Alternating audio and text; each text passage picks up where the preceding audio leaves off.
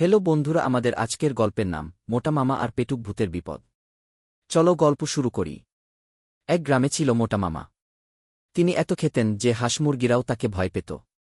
একদিন গরুটা পর্যন্ত বলল, মামা, আমার জন্যও একটু ঘাস রেখে দিও। এক রাতে মোটা মামা ঘুমাচ্ছেন হাউসফুল পেট নিয়ে। হঠাৎ করে জানালা দিয়ে ঢুকুল ভূত। সে খালি পেটুক লোকেদের ভয় দেখায়। ভূত বলল, মামা, ভয় পেও না, আমি শুধু তোমার খাবারটা খাবো। মোটা মামা বলল, খাবার খাবা? ঠিক আছে, কিন্তু আগে এক প্লেট খিচুড়ি রান্না করো, তারপর আমি আর তুমি একসাথে খাবো। ভূত তো ভয় পেয়ে গেল। ভূত কি আর রান্না জানে?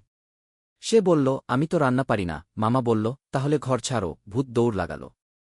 কিন্তু কিছুক্ষণ পর ফিরে এল চিকু নামের এক ছোট্ট ছেলের সাথে।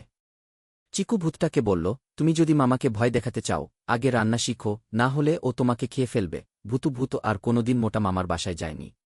এই গল্প থেকে আমরা যা শিখলাম, যদি বেশি খাও তবে ভূতও তোমাকে ভয় পাবে, আর রান্না না পারলে পৃথিবীতেও টিকে থাকা মুশকিল।